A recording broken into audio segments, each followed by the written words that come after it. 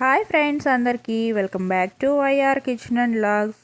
ఇవాళ క్యారెట్ తోటి ఫ్రై చాలా సింపుల్గా ఊర్లలో చేసుకునే విధంగా పెద్ద హడావిడి లేకుండా ఈజీగా చేసుకోవడం ఎలాగో చూసేద్దాం.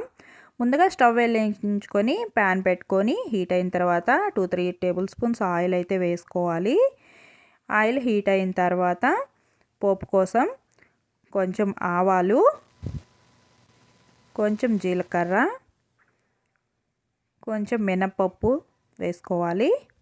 తర్వాత ఒక వెల్లుల్లిపాయని ఇలా రెబ్బలుగా చితక్కొట్టుకొని వేసుకోవాలి.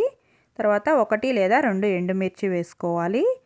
తర్వాత గ్రేట్ చేసి పెట్టుకున్న క్యారెట్ని అయితే ఇలా సన్నగా గ్రేట్ చేసి పెట్టుకున్న క్యారెట్ని పోపులో వేసుకొని కలుపుకోవాలి. ఫ్రెండ్స్, వీడియోని చివరి వరకు స్కిప్ చేయకుండా చూడండి. నచ్చితే లైక్ చేయండి.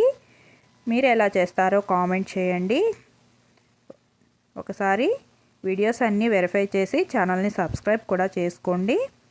ఇలా క్యారెట్ మొత్తాన్ని కొంచెం హై ఫ్లేమ్లో పెట్టుకొని ఇలా బాగా మిక్స్ చేసుకుంటే త్వరగా హీట్ ఎక్కుతుంది. తర్వాత ఇలా మూత పెట్టుకొని ఒక సిమ్లో పెట్టుకొని ఒక 5 మినిట్స్ బాయిల్ చేసుకోవాలి. మూత పెట్టకపోతే పైది అలాగే ఉంటుంది, కిందది మాత్రం మాడిపోతూ ఉంటుంది. మూత పెట్టుకుంటే అంతా ఈక్వల్గా ఉడుకుతుంది అన్నమాట. 50% అయితే ఉడికిపోతుంది. ఇప్పుడు ఇందులో ఉప్పు, పసుపు అవి వేసుకుందాం. ఇక కరివేపాకు 2 రెబ్బలు వేస్తున్నాను. తర్వాత ఒక ఉల్లిపాయని సన్నగా ఇలా కట్ చేసుకుని వేసుకుంటున్నాను. తర్వాత ఇందులోనే కొంచెం సాల్ట్ వేసుకుంటున్నాను. మీ రుచికి సరిపడినంత మీరు వేసుకోండి. తర్వాత ఒక 1/2 టీ స్పూన్ పసుపు వేసుకుంటున్నాను. ఇవన్నీ బాగా కలిసేలాగా కలుపుకోవాలి. ఇక మూత పెట్టకూడదండి, ఇదంతా బాగా ఉడికిపోయింది.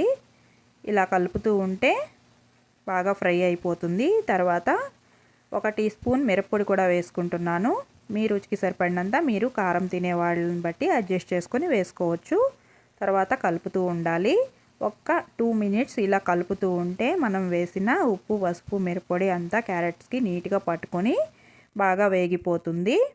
క్యారెట్ ఫ్రై రెడీ అయిపోయింది. వీడియో నచ్చితే లైక్ చేయండి. మరో మంచి వీడియోతో మళ్ళీ కలుద్దాం ఫ్రెండ్స్.